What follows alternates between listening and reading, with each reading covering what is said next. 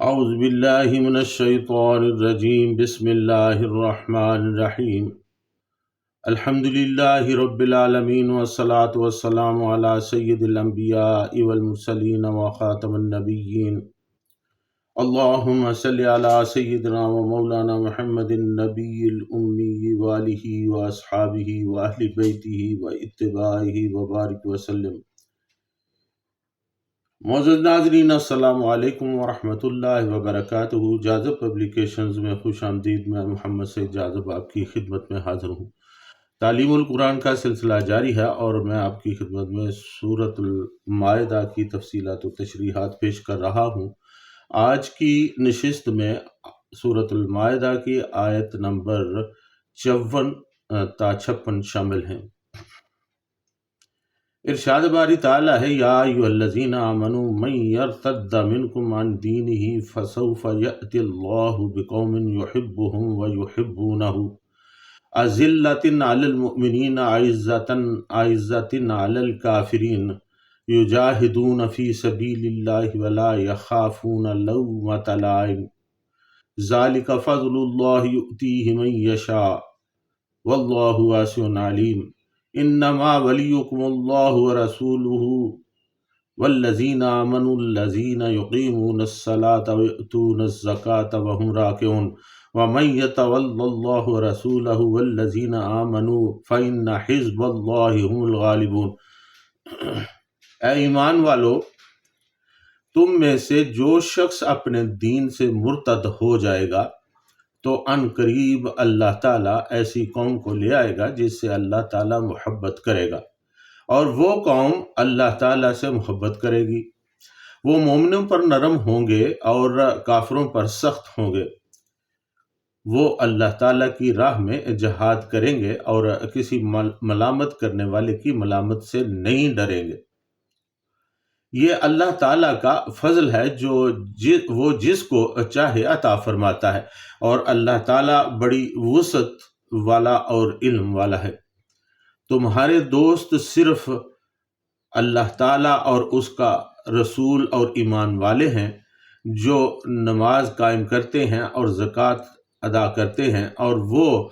رکوع کرنے والوں میں سے ہیں۔ اور جو اللہ تعالیٰ اور اس کے رسول اور مسلمانوں کو دوست بنائے گا تو بے شک اللہ تعالیٰ ہی کا گروہ غالب رہے گا۔ یا ایھا الذین آمنوا من یرتد منکم عن دینہ، اے ایمان والو، تم میں سے جو شخص اپنے دین سے مرتد ہو جائے گا۔ ناظرین، علامہ راغب اصفہانی رحمۃ اللہ علیہ لکھتے ہیں کہ الارتداد اسی راستہ پر پلٹنے کو کہتے ہیں جس سے کوئی آیا ہو۔ چنانچہ مرتد اس شخص کو کہا جائے گا جو دین اسلام کو قبول کر کے پھر اس سے منحرف ہو جائے، کوئی دوسرا دین اختیار کرے یا محض دہریہ اور بے دین رہے، وہ بہرحال مرتد کی تعریف میں آئے گا۔ جس طرح قرآن و سنت میں کافر، مشرک، منافق وغیرہ کی اصطلاح استعمال ہوتی ہے، اسی طرح مرتد کا لفظ بطور اصطلاح استعمال ہوتا ہے۔ علامہ غلام رسول سعیدی رحمۃ اللہ علیہ اپنی تفسیر تبیان القرآن میں لکھتے ہیں کہ اس آیت میں اللہ تعالیٰ نے صراحتاً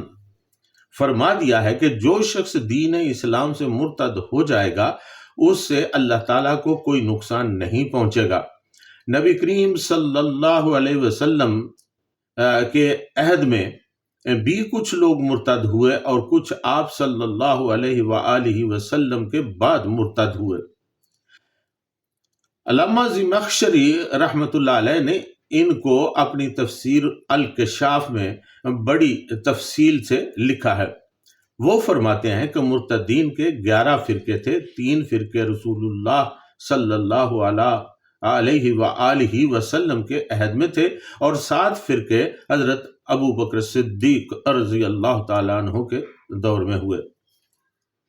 ناظرین، حضرت پیر کرم شاہ صاحب رحمۃ اللہ علیہ اپنی تفسیر ضیاء القرآن میں لکھتے ہیں کہ اس آیت مبارکہ میں مخلص مسلمانوں کو اطمینان دلایا گیا ہے کہ ان کی صفوں میں چھپے ہوئے منافق اگر اعلانیہ کفر اختیار کر لیں تو بھی اسلام کا چراغ روشن ہو کر رہے گا۔ ان کی جگہ ان سے بہتر ذہین، فہیم اور مخلص لوگ اسلام کو قبول کریں گے اور اس کی عظمت کو چار چاند لگا دیں گے۔ نیز اس آیت میں ایک بہت بڑے واقعہ کے متعلق پیشین گوئی بھی کی گئی ہے، اور وہ یہ ہے کہ بعض بد نصیب اس دین سے برگشتہ ہو جائیں گے، لیکن اللہ تعالیٰ اسلام کو ایسے جاں باز سپاہی اور جواں ہمت مجاہد عطا فرمائے گا جو ان مرتدین کا قلع و کما کر کے مملکت اسلامیہ کی بنیادوں کو ایسا مضبوط اور مستحکم بنا دیں گے کہ پھر صدیوں تک اس میں لچک پیدا نہ ہوگی۔ چنانچہ قرآن نے جو فرمایا وہ ہو کر رہا۔ ناظرین، علامہ بیضاوی رحمۃ اللہ علیہ فرماتے ہیں کہ حضور سرور کائنات صلی اللہ علیہ وآلہ وسلم کے آخری ایام میں اسبد عنسی نے یمن میں نبوت کا دعویٰ کر دیا، لیکن فیروز ویلمی نے اس رات اس کا کام تمام کر دیا، جس کی صبح کو حضور صلی اللہ علیہ وآلہ وسلم اس دنیا سے تشریف لے گئے۔ حضور صلی اللہ تعالی علیہ وآلہ وسلم نے اسی وقت صحابہ کرام رضی اللہ عنہم کو اس کی اطلاع بھی دے دی، جس سے صحابہ رضی اللہ علیہ عنہم کو بڑی فرحت ہوئی۔ ناظرین، قبیلہ بنی حنیفہ میں مسلمہ کذاب نے اور بنو اسد میں طلحہ نے اپنے نبی ہونے کا اعلان کر دیا۔ حضور صلی اللہ علیہ وآلہ وسلم کے انتقال کے بعد حالات اور نازک ہو گئے۔ کئی قبائل نے زکوٰۃ دینے سے انکار کر دیا، غرضے کے ارتداد کی آندھی اس زور سے چلی کہ عرب کے بادیہ نشین قبائل میں سے شاذ و نادر ہی کوئی اپنے ایمان کی شمع روشن رکھ سکا۔ لیکن صد آفرین حضرت ابوبکر صدیق رضی اللہ تعالیٰ عنہ کے ایمان و یقین پر، ان کے عزم و استقلال اور ان کے تدبر و فراست پر، اور ان کے جانباز اور سرفروش مسلمان مجاہدین پر، جنہوں نے اس تند و تیز طوفان کا منہ پھیر دیا اور 2 سال سے کم عرصہ میں سارے جزیرہ عرب پر پھر توحید کا پرچم لہرانے لگا۔ فَسَوْفَ يَأْتِي اللَّهُ بِقَوْمٍ يُحِبُّهُمْ وَيُحِبُّونَهُ، تو عنقریب اللہ تعالیٰ ایسی قوم کو لے آئے گا جس سے اللہ تعالیٰ محبت کرے گا، اور وہ قوم اللہ تعالیٰ سے محبت کرے گی۔ ناظرین، وہ قوم کون تھی؟ حضرت پیر کرم شاہ صاحب رحمۃ اللہ علیہ فرماتے ہیں کہ اس سے مراد ہیں حضرت ابوبکر صدیق رضی اللہ تعالیٰ عنہ، ان کے رفقائے کار، ان کے لشکروں کے جانباز سپاہی، یمن کے قبائل، عرب کے دوسرے لوگ جنہوں نے بڑی بے جگری سے اس فتنہ کا مقابلہ کیا، وہ سب اس گروہ میں شامل ہیں۔ بعض مفسرین کرام رحمۃ اللہ علیہم فرماتے ہیں کہ اس آیت کا مصداق حضرت ابو موسیٰ اشعری رضی اللہ تعالیٰ عنہ ہیں۔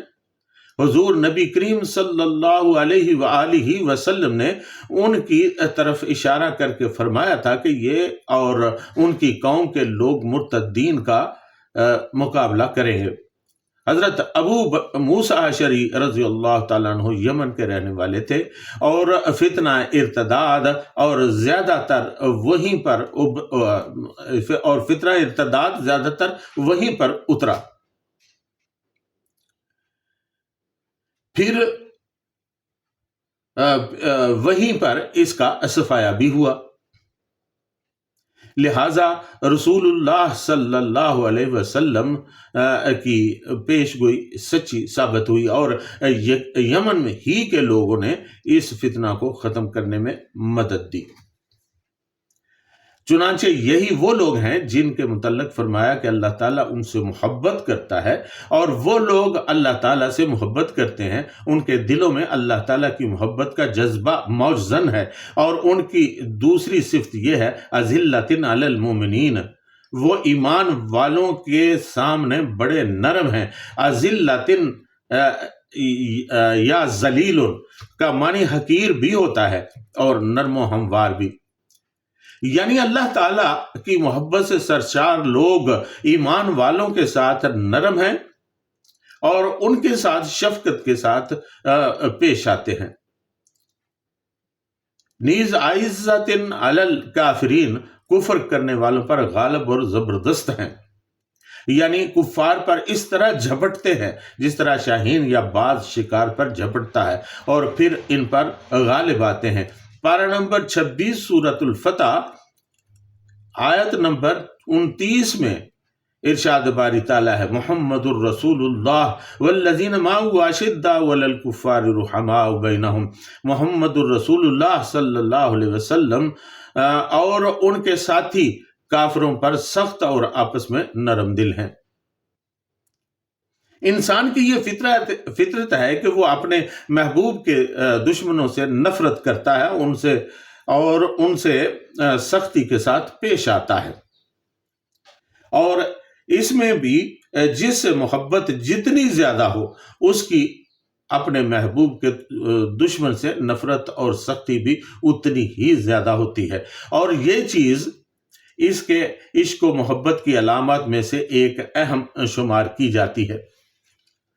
صحابہ کرام رضی اللہ تعالی عنہم وہ مبارک ہستیاں ہیں جن کا اللہ تعالیٰ اور اس کے پیارے رسول صلی اللہ علیہ وآلہ وسلم عشق و محبت بے مثال اور لازوال ہے، اور سید المرسلین صلی اللہ علیہ وآلہ وسلم کی ذات گرامی انہیں اپنے مال، اولاد، اہل و عیال، حتیٰ کہ اپنے جان سے بھی زیادہ عزیز اور محبوب تھی، اور اسی بے انتہا عشق و محبت کا یہ نتیجہ تھا کہ صحابہ کرام رضی اللہ عنہم اللہ تعالیٰ اور اس کے حبیب صلی اللہ علیہ وآلہ وسلم کے دشمنوں یعنی کفار سے سخت نفرت کرتے اور ان پر انتہائی سختی کرتے تھے۔ یجاہدون فی سبیل اللہ ولا یخافون لومۃ لائم، وہ اللہ تعالیٰ کی راہ میں جہاد کریں گے اور کسی ملامت کرنے والے کی ملامت سے نہیں ڈریں گے،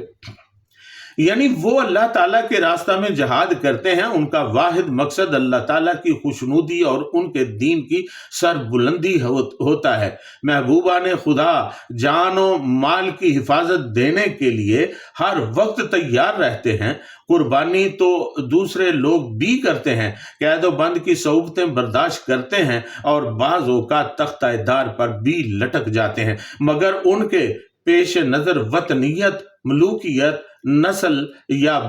پارٹی بازی ہوتی ہے۔ وہ محض اقتدار حاصل کرنے کے لیے مالی اور جانی قربانی کرتے ہیں، مگر اہل ایمان اور دیگر اقوام کے درمیان ترائے امتیاز یہ ہے کہ اہل ایمان کے پیش نظر رضائے الہی کے علاوہ کوئی ذاتی غرض نہیں ہوتی، اور نہ ہی وہ کسی ملامت کرنے والے کی ملامت سے ڈرتے ہیں، یعنی اگر کوئی شخص ان کے دین پر طعن کرے تو وہ اس کی پرواہ نہیں کرتے بلکہ دین کا کام جاری رکھتے ہیں، کسی باطل کا طعن و تشنیع ان پر کسی طرح اثر انداز نہیں ہوتا، اور وہ خلوص دل کے ساتھ اپنے دین پر قائم رہتے ہیں۔ ناظرین، حضرت ابن عربی رحمۃ اللہ علیہ فرماتے ہیں کہ انسان اپنے نفس کی ہدایت کو خوب پہچانتا ہے، ملامت کرنے والوں کی ملامت اسے معمولی چیز معلوم ہوتی ہے اور وہ اس کی کچھ پرواہ نہیں کرتا، یعنی اگر کوئی شخص خلوص نیت سے دین کا کام کرتا ہے تو اغیار کا طعن و ملامت اس پر کچھ اثر انداز نہیں ہوتا، وہ اپنے کام میں محو رہتا ہے۔ مثلا اگر کوئی شخص حضور صلی اللہ علیہ وآلہ وسلم کی سنت پر عمل کرتا ہے اور لوگ اسے مذاق کا نشانہ بناتے ہیں، اس کو ملامت کرتے ہیں، تو وہ ان چیزوں کی پرواہ نہیں کرتا اور سنت پر عمل کو جاری رکھتا ہے۔ اسی چیز کو فرمایا کہ محبان خدا کی ایک صفت یہ بھی ہے کہ وہ کسی ملامت کرنے والے کی ملامت کی پرواہ نہیں کرتے۔ ذالک فضل اللہ یؤتیہ من یشاء واللہ واسع علیم، اور اللہ تعالیٰ کا فضل ہے جو وہ جس کو چاہے عطا فرماتا ہے، اور اللہ تعالیٰ بڑی ہی وسعت والا اور علم والا ہے اور حلم والا ہے، علم والا ہے۔ یعنی جو لوگ اللہ تعالیٰ کے دین کے معاملہ میں کسی ملامت کرنے والے کی ملامت کی پرواہ نہیں کرتے، ان پر اللہ تعالیٰ کا فضل ہے، اور اللہ تعالیٰ اپنا فضل جسے چاہے عطا فرما دے۔ عقیدے کی پختگی، اللہ تعالیٰ سے محبت، ایمان والوں کے لیے نرمی، کفار کے لیے سختی، اللہ تعالیٰ کے راستہ میں جہاد اور ملامت کرنے والوں سے لاپرواہی، یہ سب اللہ تعالیٰ کے فضل میں داخل ہے۔ اور اللہ تعالیٰ وسیع علم رکھنے والا ہے، وہ ہر شخص کی صلاحیت اور استعداد کو جانتا ہے، اسی استعداد کے مطابق وہ عطا فرماتا ہے۔ انما ولیکم اللہ ورسولہ والذین آمنوا الذین یقیمون الصلاۃ ویؤتون الزکاۃ وہم راکعون، تمہارے دوست صرف اللہ تعالیٰ، اس کا رسول اور ایمان والے ہیں جو نماز قائم کرتے ہیں اور زکوٰۃ ادا کرتے ہیں، اور وہ رکوع کرنے والوں میں سے ہیں۔ ناظرین، حضرت پیر کرم شاہ صاحب رحمۃ اللہ علیہ اپنی تفسیر ضیاء القرآن میں یہاں پر لکھتے ہیں کہ اس سے پہلے دشمنان اسلام سے دوستی اور محبت کرنے سے روکا گیا ہے۔ اب مذکورہ آیت میں یہ بتایا گیا ہے کہ مسلمان کس سے محبت و پیار کریں، کسے اپنا ناصر و مددگار بنائیں۔ فرمایا تمہارا دوست اور مددگار اللہ تعالیٰ، اس کا رسول صلی اللہ علیہ وآلہ وسلم، اور وہ پرامن مومن ہیں جو نماز قائم کرتے ہیں، زکوٰۃ ادا کرتے ہیں، لیکن دنیا کو دکھانے کے لیے نہیں، بلکہ وہ وہم راکعون یعنی نہایت خشوع و خضوع سے عبادت الہی میں مشغول و منہمک رہتے ہیں۔ رکع اکثر خشوع کے معنوں میں استعمال ہوتا ہے۔ پارہ نمبر 1 سورۃ البقرہ آیت نمبر 43 میں ارشاد باری تعالیٰ ہے وَارْكَعُوا مَعَ الرَّاكِعِينَ، اور رکوع کرو رکوع کرنے والوں کے ساتھ۔ رکوع سے مراد عاجزی اور انکساری بھی ہے، اور یہ دونوں صفات خشوع کا مظہر ہیں۔ ہم اپنی نماز میں جو رکوع کرتے ہیں وہ پہلی امتوں میں نہیں تھا، چنانچہ اس صورت میں یہ جملہ حال ہوگا، اور نماز پڑھنے والے، زکوٰۃ دینے والے ایماندار ذوالحال ہوں گے۔ یعنی لوگ ایک روایت بیان کرتے ہیں کہ بعض لوگ ایک روایت بیان کرتے ہیں کہ یہ آیت حضرت سیدنا علی کرم اللہ وجہ الکریم کے حق میں نازل ہوئی ہے۔ ہوا یوں کہ ایک سائل نے آ کر سوال کیا، آپ رضی اللہ تعالیٰ عنہ اس وقت حالت رکوع میں تھے، آپ رضی اللہ تعالیٰ عنہ نے اپنی انگوٹھی اتار کر اسے دے دی۔ چنانچہ بعض صاحبان نے اس آیت سے حضرت علی کرم اللہ وجہ الکریم کی خلافت بلا فصل پر استدلال کیا ہے۔ ان کا کہنا ہے کہ لفظ ولی سے مراد یہاں متصرف فی الامور یعنی امام اور خلیفہ ہے، اور انما حصر کا کلمہ ہے۔ تو آیت کا مطلب ہوا تمہارے امور میں تصرف کرنے والا صرف اللہ تعالیٰ، اس کا رسول صلی اللہ علیہ وسلم، اور وہ مومن ہیں جنہوں نے رکوع کی حالت میں خیرات کی ہو۔ اور یہ کام چونکہ حضرت علی رضی اللہ تعالی عنہ نے کیا تھا، چنانچہ اس حصر کے پیش نظر صرف آپ ہی خلیفہ ہو سکتے ہیں، اور کوئی نہیں ہو سکتا۔ لیکن یہ استدلال کئی وجوہ کی بنا پر ٹھیک نہیں ہے۔ ایک تو اس لیے کہ ولی کا معنی یہاں متصرف فی الامور یعنی خلیفہ اور امام نہیں، بلکہ ناصر و مددگار ہے۔ کیونکہ بین ہی یہی لفظ اس آیت مبارکہ میں مذکور ہے، یا ایھا الذین آمنوا لا تتخذوا الیہود والنصارى اولیاء، اے ایمان والو یہود و نصارہ کو ولی یعنی دوست نہ بناؤ۔ اور یہ واضح ہے کہ اگر کہ کوئی بھی انہیں خلیفہ نہیں بناتا تھا، بلکہ بعض منافق انہیں ضرور اپنا دوست یعنی ناصر و مددگار سمجھتے تھے۔ اس آیت کے بعد والی آیت میں بھی ولی بمانی ناصر ہے، تو جس چیز کی نفی ہو رہی ہے اس کا ہی اثبات ہو رہا ہے، یعنی یہودی وغیرہ تمہارے دوست نہیں بلکہ اللہ اور اس کا رسول صلی اللہ علیہ وآلہ وسلم اور مومن تمہارے دوست ہیں۔ دوسری عرض یہ ہے کہ ولایت عامہ اور خلافت کبریٰ اگر صرف ان لوگوں میں ہی محصور ہو جن میں وہم را کے ان کی صفت پائی جاتی ہے، تو پھر حضرت امام حسن اور امام حسین رضی اللہ تعالیٰ عنہما بلکہ جملہ 11 ائمہ اہل بیت کی امامت کا ان صاحبان کو بھی انکار کرنا پڑے گا، کیونکہ ان میں سے کسی نے حالت رکوع میں زکوٰۃ نہیں دی، اور امام صرف وہی ہو سکتا ہے جو حالت رکوع میں زکوٰۃ دے۔ اس لیے ان کے اپنے قائم کردہ اصول کے مطابق ان حضرات میں سے کوئی بھی امام نہیں ہوگا، اور شاید اس بات کے لیے تو وہ بھی تیار نہ ہوں۔ تیسری کھلی وجہ یہ ہے کہ اگر یہ آیت حضرت علی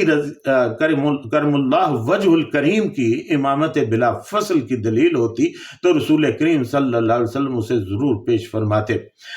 نیز یہ روایت بھی توجہ طلب ہے، نماز میں سائل کے سوال کی طرف توجہ کرنا، پھر ایک ہاتھ کی انگلی میں جو انگوٹھی ہے اس کو دوسرے ہاتھ سے اتارنا، پھر ہاتھ بڑھا کر سائل کو دینا، یہ عمل کثیر اور توجہ الی الغیر حضرت علی کرم اللہ وجہ الکریم کی شان سے بہت بعید ہے، جن کی حالت استغراق کا یہ عالم ہوتا تھا کہ نماز ادا کرتے ہوئے دنیا و ما فیہا بلکہ اپنے جسم تک کی خبر نہ رہتی تھی۔ ایک بار ان کے جسم کو چیر کر تیر نکالا گیا، لیکن نہ آپ کو درد ہوا اور نہ تیر نکالنے کا علم ہوا۔ ایسی محویت سے نماز ادا کرنے والا حالت نماز میں کسی غیر کی طرف متوجہ ہو جائے، یہ کیسے ممکن ہے؟ وَمَن يَتَوَلَّ اللَّهَ وَرَسُولَهُ وَالَّذِينَ آمَنُوا فَإِنَّ حِزْبَ اللَّهِ هُمُ الْغَالِبُونَ، اور جو اللہ تعالیٰ اور اس کے رسول اور مسلمانوں کو اپنے دوست بنائے گا، بے شک اللہ تعالیٰ ہی کا گروہ غالب رہے گا۔ یعنی جو اللہ تعالیٰ اور اس کے رسول صلی اللہ علیہ وسلم کی اطاعت کو لازم پکڑتے ہیں اور پھر اپنے بھائیوں کے ساتھ ہمدردی اور خیر خواہی کا سلوک کرتے ہیں، تو یہی لوگ اللہ تعالیٰ کی پارٹی اور اس کے گروہ کے ممبران ہیں، اور یہی لوگ ہیں جو غالب ہوں گے۔ آخری کامیابی انہی کے مقدر میں ہے۔ پارہ نمبر 24 سورۃ المومن آیت نمبر 51 میں ارشاد باری تعالیٰ ہے، اِنَّا لَنَنْصُرُ رُسُلَنَا وَالَّذِينَ آمَنُوا فِي الْحَيَاةِ الدُّنْيَا وَيَوْمَ يَقُومُ الْأَشْهَادُ، بے شک ہم اپنے رسولوں اور اہل ایمان کی دنیاوی زندگی میں بھی مدد کریں گے، اور اس دن بھی جب کہ قیامت قائم ہو جائے گی۔ اس طرح اللہ تعالیٰ کے دوستوں کو دنیا و آخرت ہر دو مقامات پر کامیابی حاصل ہوگی، اور انہی کا مشن غالب رہے گا۔ آخرت میں خاص طور پر ان کے حق میں گواہیاں ہوں گی، ان کے درجات بلند ہوں گے اور وہ عذاب سے بچ جائیں گے۔ تو ناظرین، اللہ تعالیٰ سے دعا ہے کہ اللہ تعالیٰ ہمیں اپنے خاص گروہ میں شامل کرے۔ حزب اللہ جسے رب نے کہا ہے، ہمیں بھی ان میں شامل فرما دے، اور یہ تبھی ممکن ہے جب ہم اللہ تعالیٰ اور اس کے رسول صلی اللہ علیہ وسلم کے احکامات پر اور نبی کریم صلی اللہ علیہ وسلم کی سنتوں پر عمل کریں گے۔ اللہ تعالیٰ ہمیں اس کی توفیق عطا فرمائے۔ آج کی نشست میں اتنا ہی، وما علینا الا البلاغ المبین۔